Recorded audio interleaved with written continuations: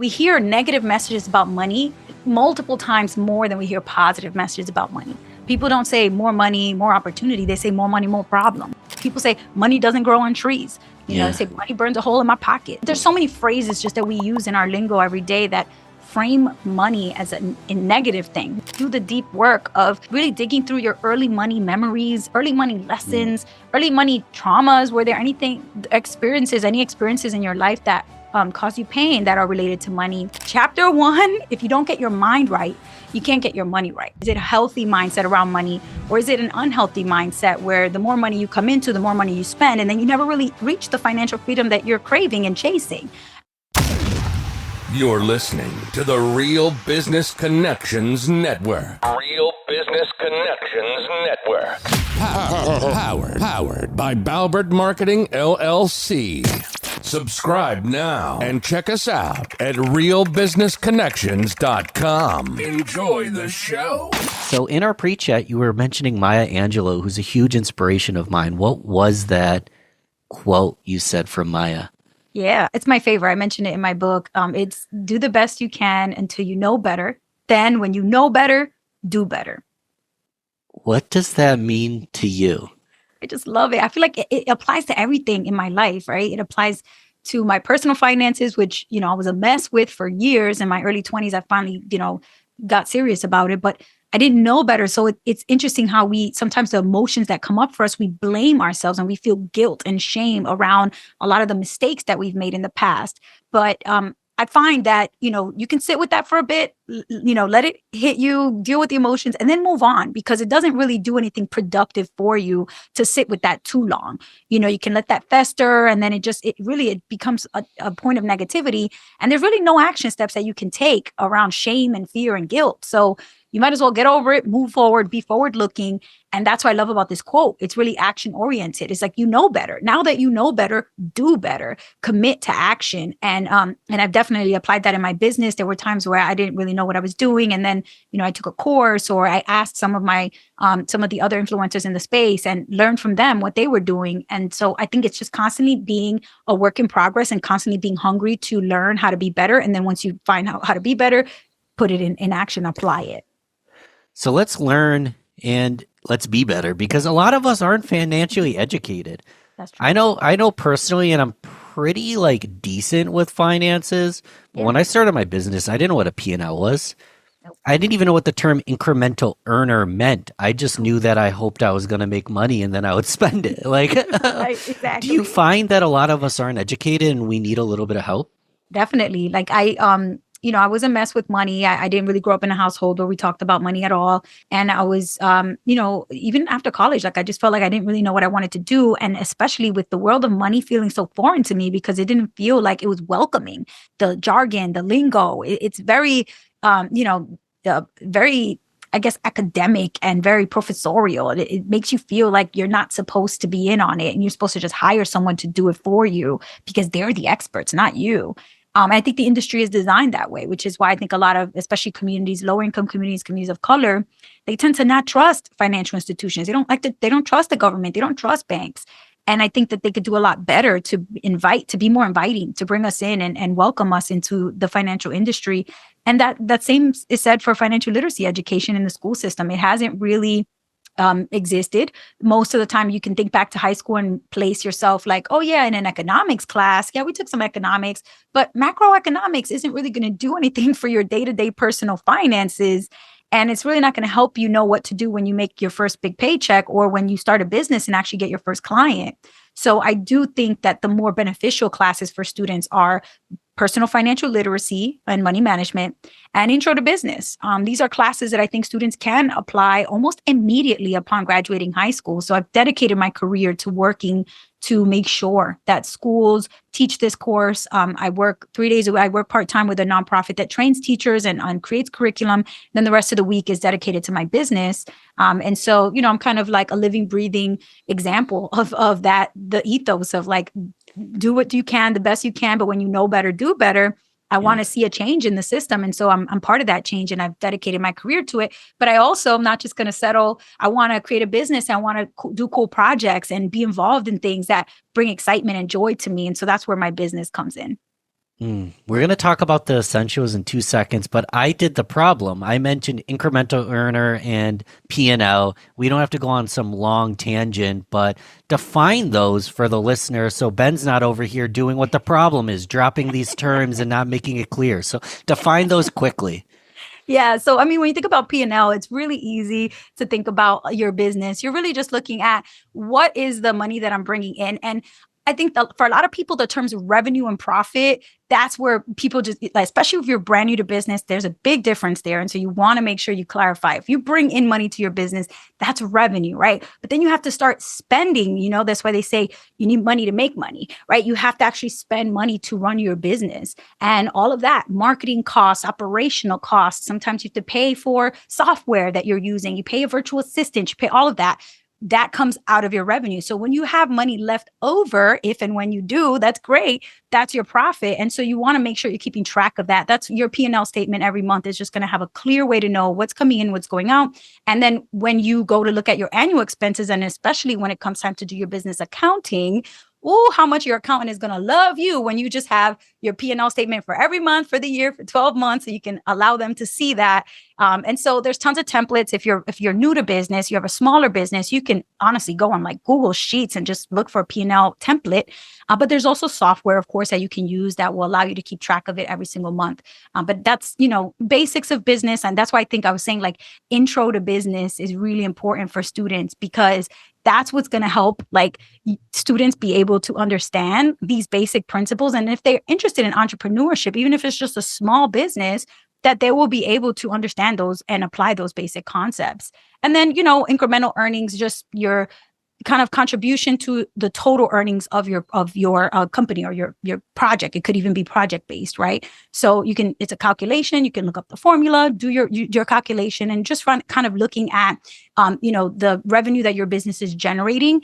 And especially from looking at your existing customers that you have, a lot of times we're thinking about products and services, but you really want to think about it holistically, and also looking at opportunities where you can bring in new money from potentially new markets or pockets of a market that you weren't considering before, so you can increase your earnings incrementally. So I do think that, for me, that's an exercise and a calculation that a lot of business owners probably don't even consider unless they sit down with a business coach or they sit down and take a course and, understand a lot of these things or have software to help them do it. But it is so important just to have these basics and metrics for your business. It just makes things so clear. And honestly, when you're making decisions, the most important way to make a decision is to do a data-driven decision. So to be able to go back and go, well, should I continue to put energy towards this new product? Well, let's look at the data before you make that decision. You can't just go off of your feelings and how much fun you had, rolling out that product. You really got to go back and look at the data.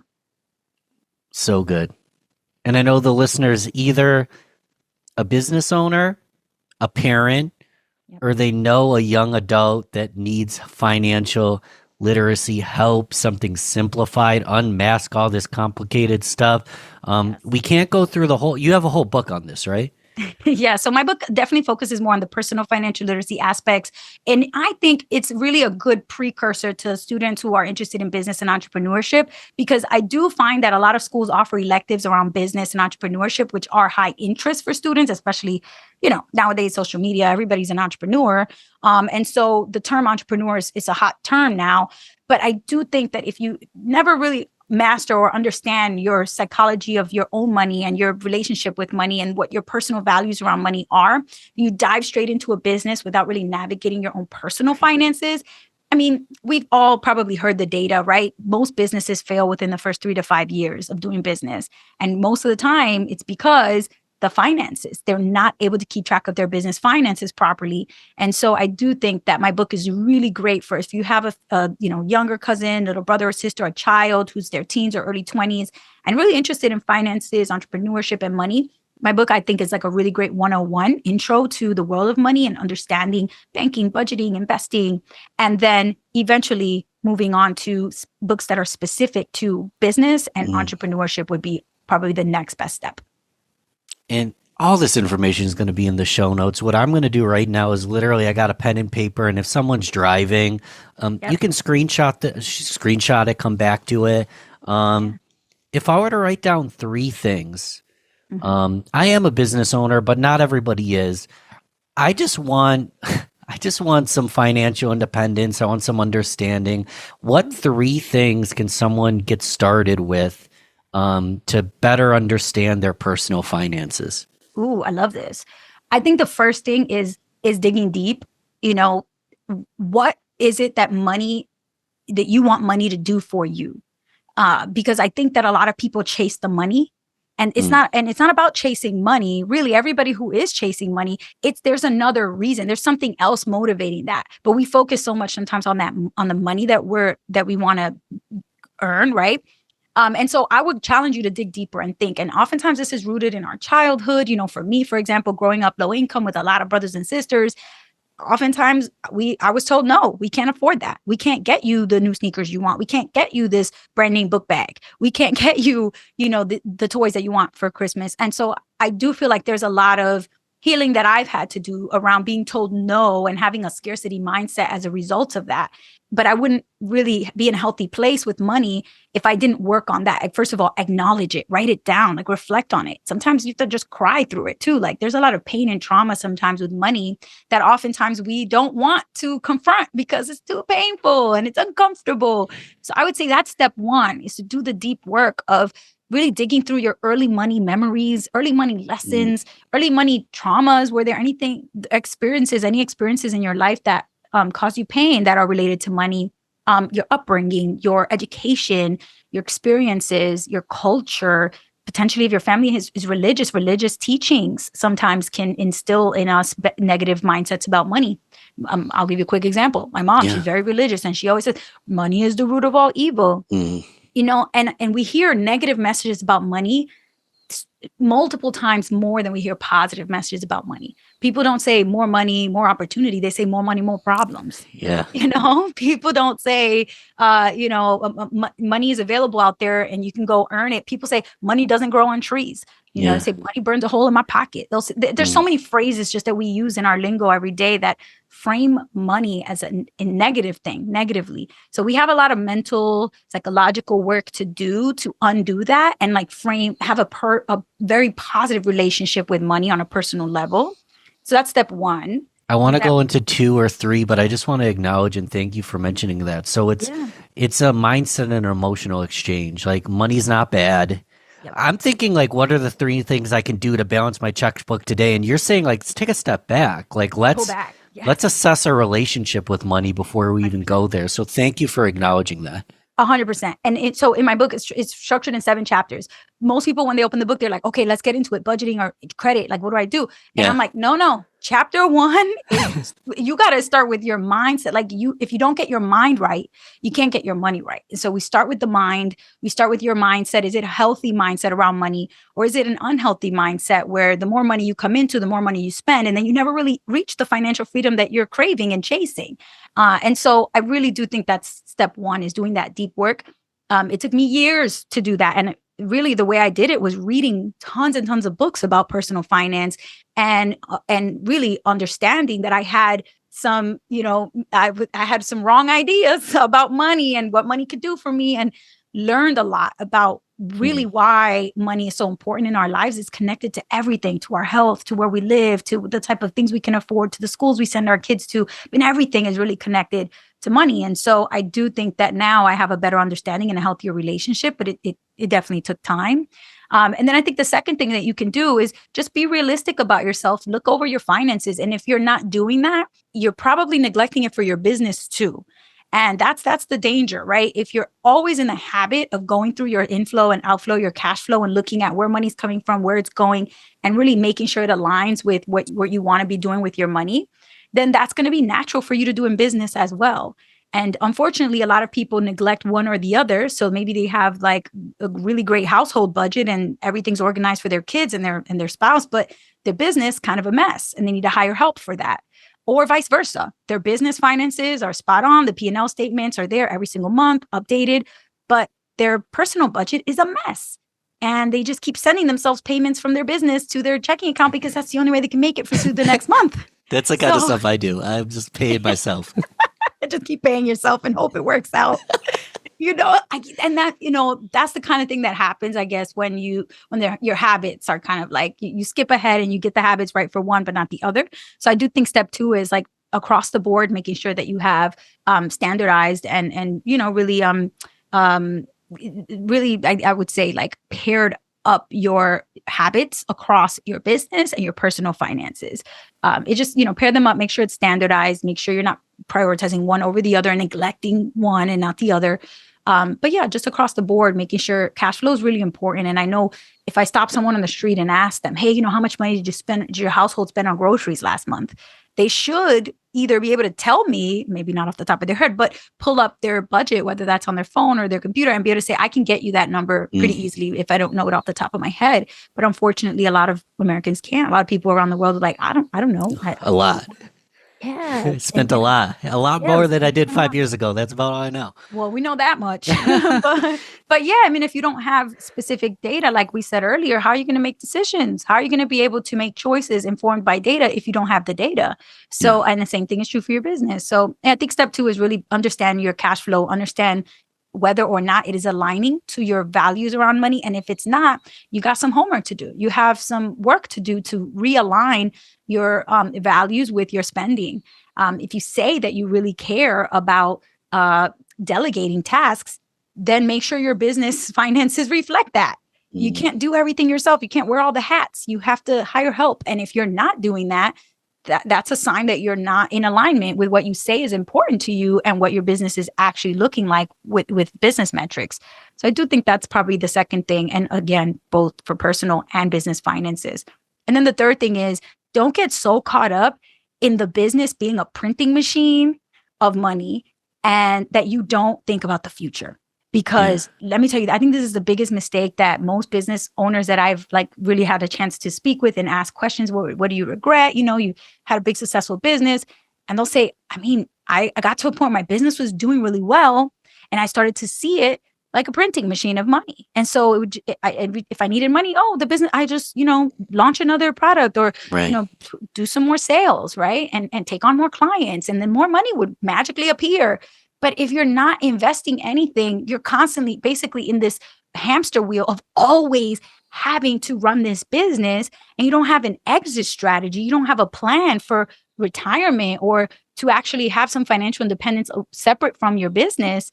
And I think that to me, that's a red flag, because it means that you are so caught up in the day-to-day grind that you don't have a big picture view of the business being one cog in a machine that's much larger than your business, but really the life that you're creating and, your legacy that you want to leave to your future kids. So I really force myself to constantly go back and look at my future plans and see, am I doing enough? And if not, then I need a plan to make sure I'm doing more. And that means retirement investments. If you have a smaller business and you don't have a solo 401k set up, that's a big task right there. If you're not maxing out an IRA, can you do that? Can you start there? And then really thinking about an exit strategy for your business and what that might look like. It could be 10 years, 15, 20 years away, but it's got to exist. You do have to have a plan. Otherwise, you're going to be, in your 80s, still taking on new clients because you just need to generate more money from your business. Oh my gosh, yeah. That's a nightmare. So I already indicated if people can't take notes, I wish they are, but grab a pen and paper. We're going to do a assignment that we can integrate what we learned. But before we get there, maybe they're Googling it. How can they support you? Like, how can we reach out, learn more? Yeah, well, the first thing is I would absolutely love any support in spreading financial literacy education. Business owners across the board and entrepreneurs are some of the most passionate advocates because they know on a personal note how much financial literacy can affect your life in a positive way. So if you're interested in supporting with that mission that I've been working towards getting more and more states to require financial literacy at the state level through legislation. So in June of 2024, the most recent state was California. The governor of California signed the bill into law. Our team was part of that success.